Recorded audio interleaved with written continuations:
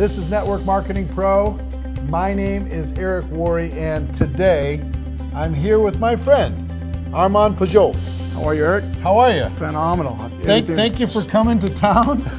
Super. Thank you for the invitation. I really do appreciate it. You drove over from Los Angeles? Definitely.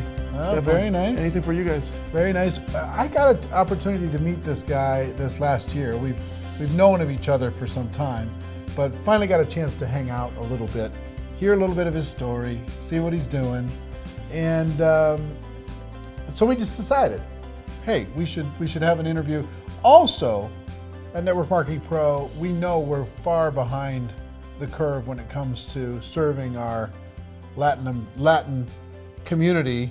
Definitely. Throughout North America, Central America, South America, we're not doing as good of a job as we need to do, and we have a big commitment to improve that over the course of this next year, and I think you can help us. Phenomenal. I would love to help to really do that. To do that.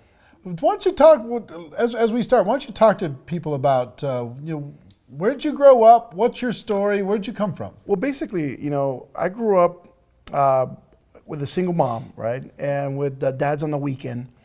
Type of deal, and one of the things that happened, especially with my life, is that I ended up going to his hot truck, lunch truck, or road coach, whatever you guys like to call it, and work with him. And I used to love that to do, Where was this? It was in Los Angeles. Okay. So he was one of these original guys that was out there, cooking food for these companies out there. And we used to love to go out there with him and just spend some time. And I was to the point that I was even charging people, and I was giving them the right change and everything. There was no computers back then, so everything was calculated in your brain, right? And I really loved the sense of business from that point. And I know a lot of people love baseball, a lot of people love football, and a lot of people love, all these sports out there. This is my sport, and when business, and I figured that business was my sport, I just stuck to that really hard.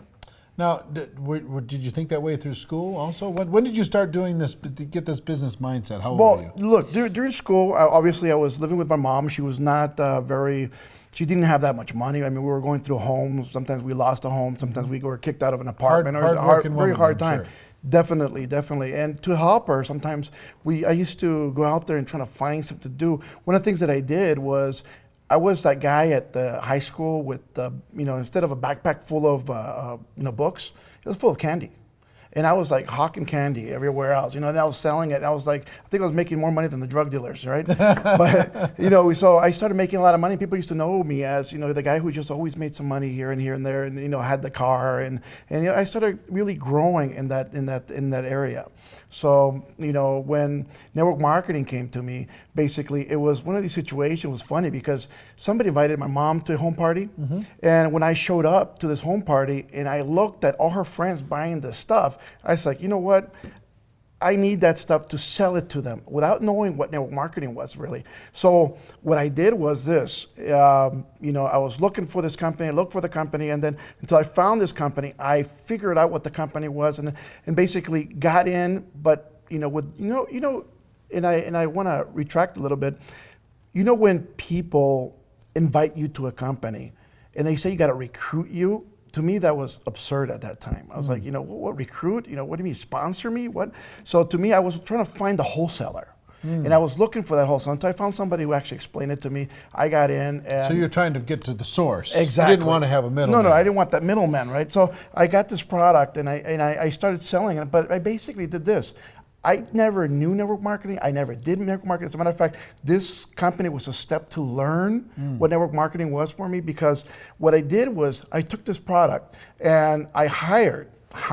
Now, I didn't recruit no one. I hired a lot of kids from my school with the school jerseys and the jackets and everything, and we went door to door. And basically, everybody thought we were selling chocolate or something for the school, but this product we were just hawking it every door. Everybody was buying something. So I kind of got to the top of the ranks there in sales. Not in the network marketing sense, but in the sales wise, and people were trying to figure out, how is he selling so much product? As a matter of fact, a lot of people at my age, because I was 16, people thought that maybe it was my mom selling the product, and they were usually using my social or something, to do the business. So when that happened, and I went to this regional event where they talked about, they put me on stage and everything, it kind of had this one cold feeling where you know you didn't belong in that room, you know, because everybody's looking at you like you're doing it wrong, but how are you being successful? You know, and I kind of got off the stage and just headed right out of the room. And I mean, I just went as far as I could, you know, and just sat down. So you're next to the just table. going on pure passion and hustle. Definitely, that's all I You knew. just said like, hey, this is a product, I can sell it. I'll come up with my own little plan to sell it. Yeah. Didn't even know that these people had already had a structure. Definitely, no, I was building my own business. Right. You know, so definitely. you had a bit. They were just a product supplier for you. Yeah, definitely. Right. Definitely. And So you're getting recognized for stuff you didn't even understand what you're getting recognized well, for. I didn't even know why I was there, you know, and to get the Was reception. your mom involved? No, not at all. Oh, okay. Not at all. But every time, you know, when I got onto the stage, right, and they were doing the recognition, and I'm telling them my story, how I did this. One of the things that I noticed is that I got this cold feeling from the room. They were like, oh, you're going door to door? Ooh. No, it was like deers and headlights, man. People were looking at me, and I says like, oh my God, this is not for me. So I was very upset at myself being on stage, and that to the point that, and I was very like angry or didn't feel welcome Just in there. uncomfortable. Yeah, so much. And I just, as soon as I finished, I just walked out and went right out of that room. And I went so far to sit down at this little coffee shop that was not even coffee; it was a coffee kiosk, right? And then, you know, I sat down at this table, and one of the gentlemen that was one of the husbands of one of the wives who really was the big ranks in that company walked up to me and said, you know what you're doing is all correct, but what you're missing out is residual income. And you need to learn a little thing. And so he started explaining to me all this stuff, and that's how network marketing started really clicking into my head and what it was. So he explained it to you, but you didn't turn it into the big money until later on in life. It took me a couple of years right after he told me that. It just clicked. You know, I kind of turned it into, I went to a great company with him, and because I followed him. After that, I didn't want to do nothing with that other company because of the way I felt. And when I went with this gentleman, we went into another company that was launching, and we had very good success after that, about a few years there. Unfortunately, the government, you know, deregulation happened, and we're forced to scatter and look for something else, unfortunately, at that time. But after that, we've had good success. And, you know, I think I'm one of the lucky ones. And when I say luck, it's because I think I was put in the right place with the right people who taught me the right things, because I see a lot of network marketing right now, and a lot of people in network marketing that are just told the wrong deal, the wrong steps to take. They're coached wrong into building really good residual, real good income. And I was so lucky to be put into a place where people actually knew what they were doing, and they were teaching me the right steps, and they were moving, and I was just absorbing everything. And I think that's what led to my success here in network marketing. Right. Yeah. And you've had an explosion of growth recently. Definitely. Our company just hit over $100 million in sales in a year, so I think that is just phenomenal. So we're doing very well. And your growth has grown far over $1 million a year. Definitely. And you're helping a lot of people all around the world. Yes, sir. You've expanded your business into the Hispanic marketplace dramatically, right? What percentage of your organization do you think? I think 90% of our business is in the Hispanic area, and it wasn't calculated that way. I mean, it was not my strategy. As a matter of fact, I started in the United States and moving really strongly, but the leadership that I brought along from, you know, that I brought along from other companies, they were Hispanic, first of all, and it kind of led into that market, you know, just organically. And it was pretty awesome when you walk into an area, and, you know, and not only that, I fell in love with the idea, because in the Hispanic market, this is what happens. In the English market, people have jobs, most of them, and, you know, where you're trying to give them their part-time job.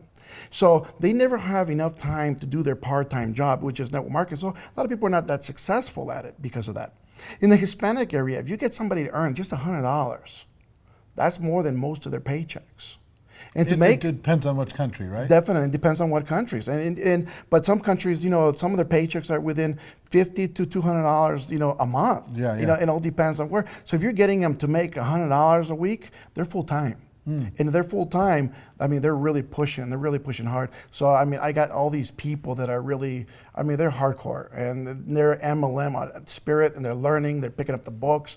I mean, they're doing everything as possible to really convert to what, you know, network marketing is around the world. So, what do you think, what other differences are there between the Hispanic marketplace and the English marketplace? I think in the Hispanic market, a lot of people, the difference between Hispanics, in my perspective, is that they're all hearts. I mean, they're in it for for the love. They're in it to not only for what their wealth can change. Obviously, everybody's in for their wealth or whatever they can do, but they're in it to help their fellow man. They're really there to, they see somebody, they have a passion for what they're doing, and it's just phenomenal the way you see people work. In the English market, everybody is very, I think that everybody's been burnt a lot in the English market. A little more cynical. So a lot of people are more, they're more passive. They start thinking a little bit more. Is this true? Can this be right? Can this work? And they want to see it work before they jump in. And it's a totally different attitude to that. Where in the Hispanic market, where you say, look, can you sell this one item? Yes. You sold it? All right. You made this much money. Wow, I'm in. And that's it. And that's all people need to know. I mean, they really don't have to teach them binaries or unilevels or matrices. Stuff, yeah. No, they're just like, well, how much do I make selling the stuff? And from there, we can teach them the rest. It comes from product passion, one. Definitely. And selling, two. Definitely. And then growing the network. Well, I have a recruiting 5 steps that I show people how to do. And this is the way I teach people is basically, I said, number 1, you need to have product with you. Number 2, you need a prospect. And when I talk about prospecting, you got to go find people to tell you no. You got to find people all around the world to, it doesn't matter who you're talking to, but you got to move some product. And then number 3, you got to follow up with these people. After you start following up with the people, you figure out where they're at, and then you start sorting them, which is number 4. What I mean by sorting is who's a customer, who's a distributor. Not everybody's going to be a distributor. And if we have that mentality where we says, look, less than 5% of the people you're going to touch are going to be distributors. And if you can get into the mindset of these people, and if you can really learn how to sort these people out, you're going to be rich. It's just that simple. So I tell people, look, if you start sorting, just sorting alone, if you figure out which one's a customer, keep them as a customer. Don't force them into the business. I'd rather have a happy customer buying you every month product than having this really frustrated person because he can't make any money. And then hold this distributor that when kind of now sort them again, because now I'm going to sort these distributors out where I'm going to sort them, do they want to make $100 a month? Or do they want to make, let's just say $100 a week or $500 a week? Or I want to put them in the bunch that wants to make, I want to sort them in, and I'm going to put them into groups of people where their income goal is at. For instance, if they want to make $500, I'll put them into that group. Work with these people because they're going to work at the same speed. You want to make $1 million? I'll put you with these people because they're going for it. They're working 24/7. That's what they want to do. I don't want to feel like you're being tugged. I don't want to feel like you're being pushed. I want you to be happy. I want to be content because the more people are content in this business, they're not feeling like it's another job. Guess what? They stay involved, and the more they stay involved, the bigger you grow. Give me the 5 again. The 5 is basically product. You need to have product, no matter what product you sell. Number 2, you got to be prospecting. Number 3, you got to follow up with people. Number 4, you got to follow. You got to sort through people. And number 5, you got to duplicate. And what I mean by duplicate out is that you got to get to the events. You got to make sure these people are showing up. They're learning everything else. They're learning the comp plan. They're learning, the system. They're learning to make sure they get to the conventions. They get to the anywhere where anybody's huddling at. They got to be there. And the more people you teach to put people together, guess what? The more you fly. Yeah. Yeah. So, talk to me about. How many people do you have in your group now, approximately? Right now, we're over 500,000. 500,000 people on your team. Definitely. Right. Okay. So a big group. Yeah. So what are some of the strategies that you've used outside of the 5? Okay, I know the 5 are central. Yes. What are the strategies that you've used to grow a team of that size? Well, it's basically finding leadership. I think that's the big key of finding people who are willing to stand in front of the room, willing to really, control, and just showing leadership how to control larger groups, how to control groups that are, 20 plus people or, 100 people together, and how to put them together, how to make them work together. And once we start finding these key leaders, then from there we start finding the B-class leaders, the people that just want to move 10, 20 people. So of that leadership group, out of 500,000, how many leaders do you think you have? I think we have top level. The top level leadership. I think we have over 200 right now. So let's say 200 people can influence 500,000. Definitely so. Okay, so you don't have to influence all 500,000. You just No. have to be connected with those 200. Well, they So do, you're going to be sorting through all those people to see who identifies himself, who wants to step forward and be a strong leader. definitely. Then work with those people, develop their skills, and then you say you start looking for the second level leader to see if you can, who's in the farm team that you can bring up. Definitely. It's almost, we kind of move it like a ball club.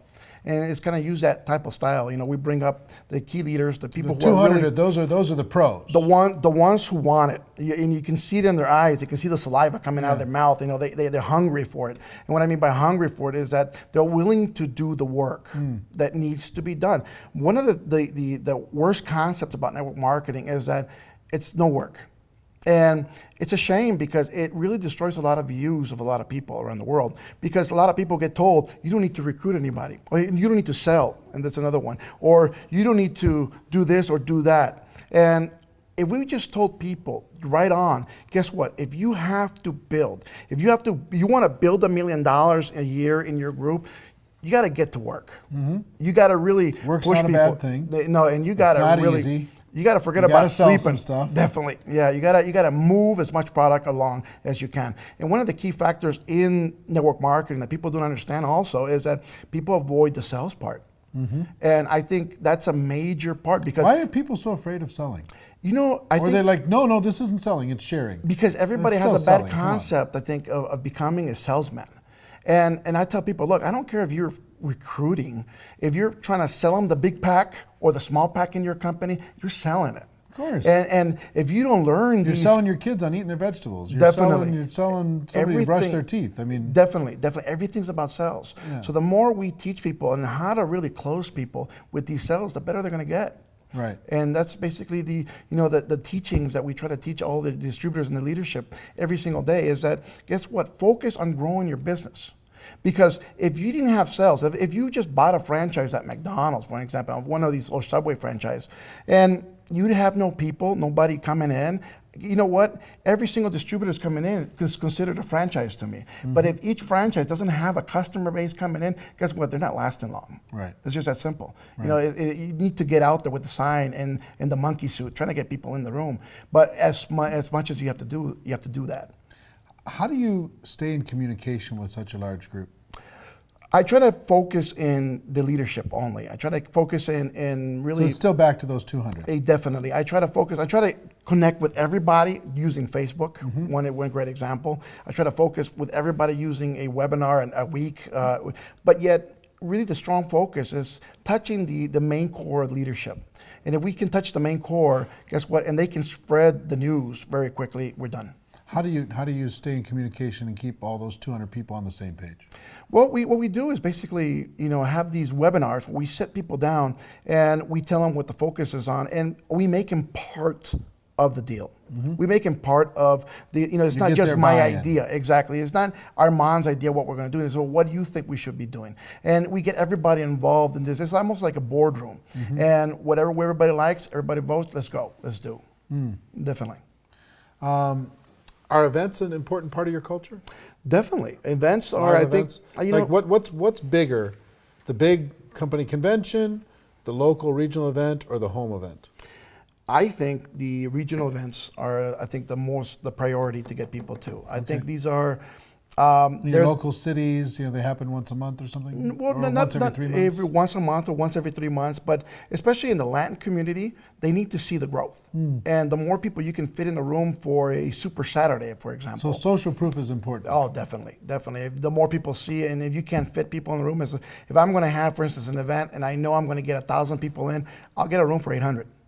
I want people waiting outside and not being able to come in. If I know I can get 2,000 people in the room, I'll definitely have a room for 1,500 because I want people to be sitting outside saying I couldn't fit. And to me, that news of that says my God, we couldn't fit people in the room. They were standing. It was hot. I mean, it was the AC couldn't keep up with as many people that are here. Everybody was jumping up and down. Guess what? That's what it's about. It spreads the word. Oh yeah, it spreads it very quickly. So you think that's probably the biggest, and then after that, company convention. The convention.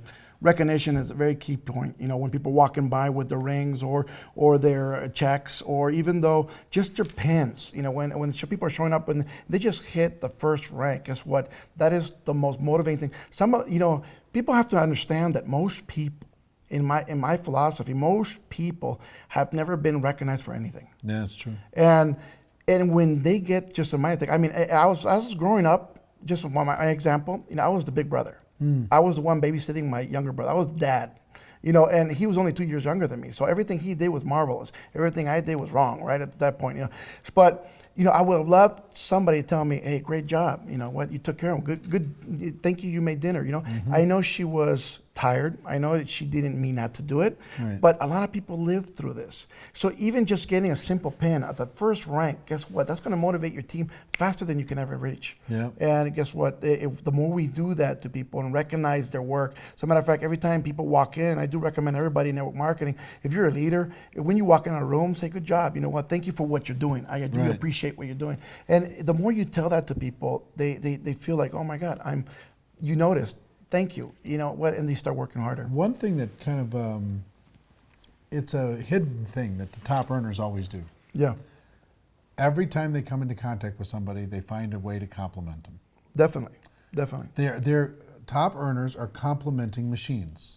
You have to be. They're like, oh wow, look at those shoes. Hey, look at that smile. Hey, this guy's a star. Man, the energy's unbelievable.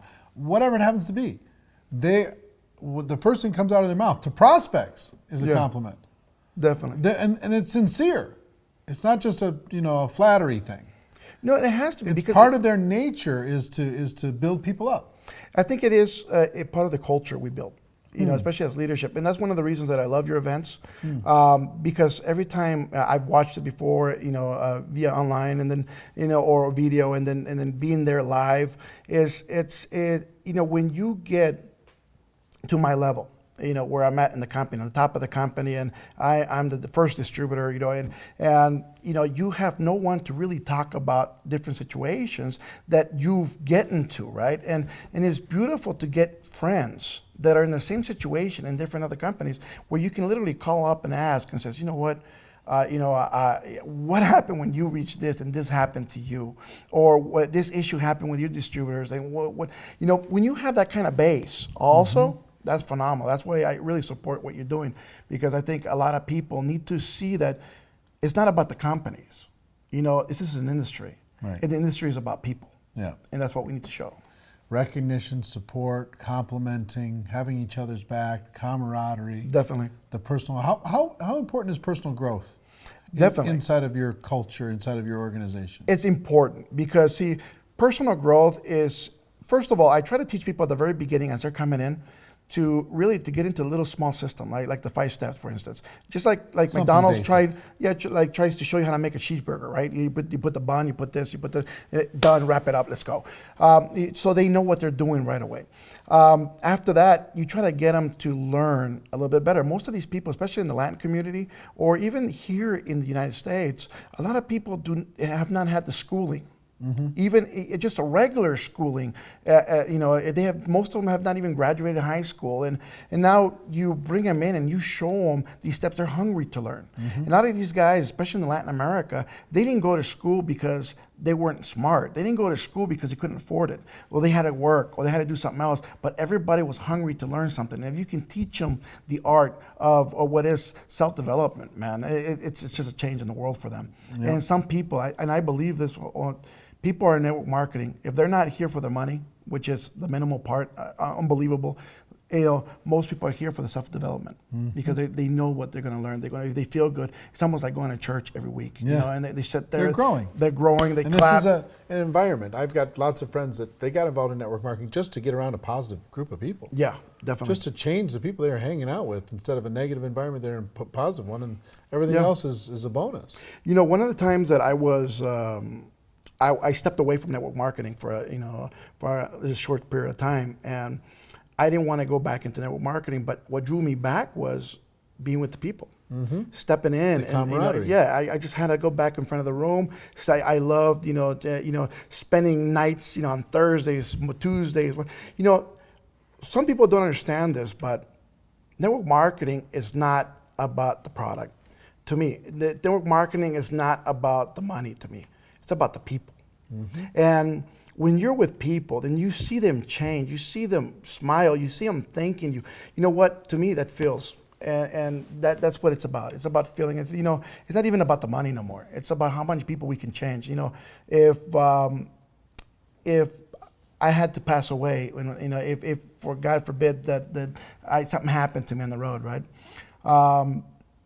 I don't want my legacy to be how much money I made in network marketing, because I know, you know, if somebody says, hey, this guy made 10 million, 12 million, 13 million, 14 million a year, guess what? It's chump change compared to what Bill Gates is doing. You know, so you're down there. But if we can show that your legacy is going to be how many people we can help and how many people we can change their lives. And I'm not talking about making them millionaires. It's just paying their bills, making sure they can put food on the table for their kids, making sure they can do something more in their lives. We're done. I mean, I that's what I want. And that's what I want to be recognized as the person who changed the most lives in this world. And that's where we're at. I mean, my wife laughs at me and says, you know what, you think you're Mother Teresa of network marketing? I goes, no, but you know what, I have a calling for this. And I think that's what we're at for, and that's what we're pushing for. So, I mean, that's one of the big reasons we're going to bring a huge group now from this period on to the Network Marketing Pro events. You know, and and I'm going to I'm going to fill the rooms, and the reason is that people have to see that part.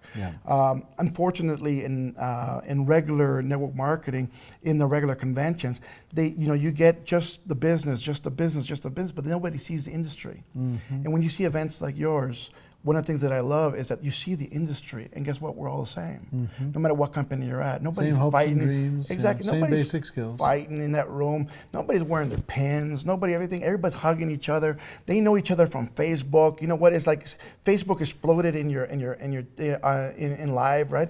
And when you're sitting there and you're hugging, you're taking these shots, and and you're loving it. I have friends from all parts of the world in different companies, and when you can really do that without having the fear that, hey, you know what, if I take a picture with Eric Worre, am I going to have my check cut? You know what, that's not what it should be. It should be the industry and the industry as a whole. That's it. You talked a little bit about legacy. Talk about what makes you different. What makes you different? You know, you just as an individual. What makes you a better leader? What makes you more successful than somebody else who joined same time you did or around the same time you did and hasn't had the same kind of success? What do you do different? What makes you, what kind of separates you from the crowd? I think what separates me a lot from the crowd is that, like I said, I came in while I was 16. I think I was very young, and I was very able to absorb a lot of the information very quickly. And like I told you before, I was put with the right people, and I was listening a lot to Jim Rohn, and a lot to these great mentors that are all over the the internet now. And I remember just listening to some tapes and picking some information, because I was never able to see them live at those points. But guess what? It was like I was there every single time. And when you pick up these little tips and how to do the business, it makes you different than everybody else. Because now, unfortunately, with I think network marketing, so all these people now have these systems, and I believe these just systems, and not to offend anybody, but I see a lot of these systems as they're like copycat systems. They just change the product, they change the name, they change, it was all the Amway system from many moons ago, or the Herbalife system they were using, and all of a sudden, guess what? It's not working for their company because it was not designed for their company. Not that the system is bad, it's not designed for their company. But when you bring in the passion, and you go down to phase one in network marketing, where you're out there every single day. And one of the things we do, and even my wife and I still do, we still prospect every single day. We still recruit every single day. It doesn't matter how much money we're making. It's about really showing people that if you're going to teach people to do a home meeting, you have to have a home meeting. If you're going to teach people to have a Thursday night meeting, you have to have a Thursday night meeting. If you're going to teach people to do something, you better make sure people are seeing you do it too. And if you can show them that, hey, I'm doing it, you should too. This is how we make the money. Guess what? People are duplicating you. Yep. Do this for me. Definitely. I'd like you to look into this camera, and I'd like you to act as if you're talking directly to one person. That person wants to have success. They want it so bad they can taste it. they don't quite know how to get there. They're maybe a little bit nervous or self-conscious. They feel a little bit insecure about their skills or their abilities. What advice would you have for them to succeed in our profession? Well, this is one thing. Let's just talk about Joe. Let's just say it's Joe. Joe, I know you're having a lot of issues and a lot of problems, especially with network marketing. You're looking at it, you're not having any success. But first of all, you have to think and you have to look in the mirror and see where you really want to get to. I want to tell you one thing, that if you look at yourself, what do you see? Do you see yourself as $1 million earner? Do you see yourself as a $1,000 earner? Where do you see yourself at? After you look at that and you look at yourself and you get to believe it, now repeat it. And when you repeat it and you start repeating it all the time and all the time, I'm going to be this, I'm going to be this. And you get yourself to believe it, because the mind does one thing, Joe. One of the things that it does is that, it convinces you. That's why these con artists out there, they believe so well in different things that they are, right?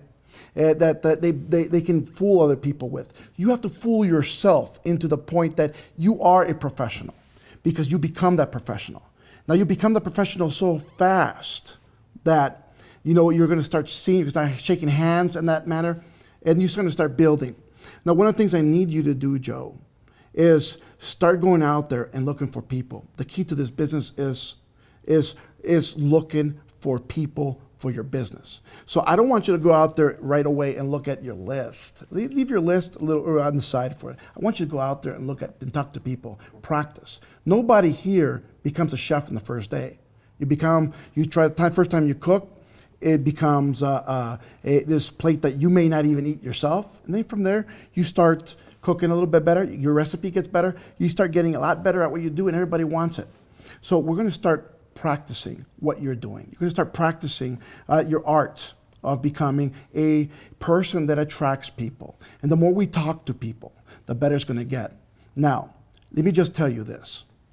In network marketing, the more people you touch, the bigger you'll get. It doesn't matter if they tell you no or they tell you yes.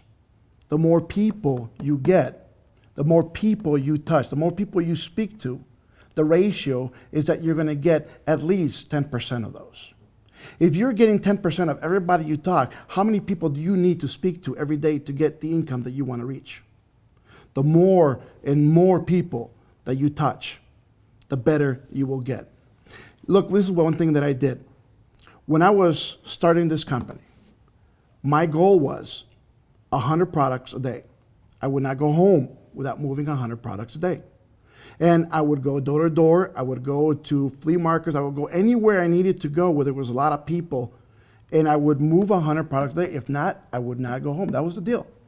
And we started doing that so well that we started growing our income very fast. We start growing our distributor base very quickly. We start growing our people very quickly. And the more you do that, the better you'll get. Now do me one more favor. Sure. And for the English-speaking people listening, you're going to have to forgive us for a moment. Do that same thing, but in Spanish. Definitely.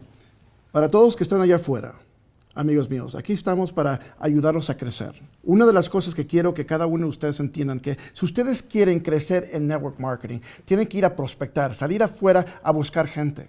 Cada vez que ustedes salen a buscar gente, amigos míos, no importa si les dicen no o sí en transcurso, cuando están buscando, la mayoría de gente, tienes que pensarlo así, el 10% se va a quedar, te va a comprar producto, va a estar dentro de tu red.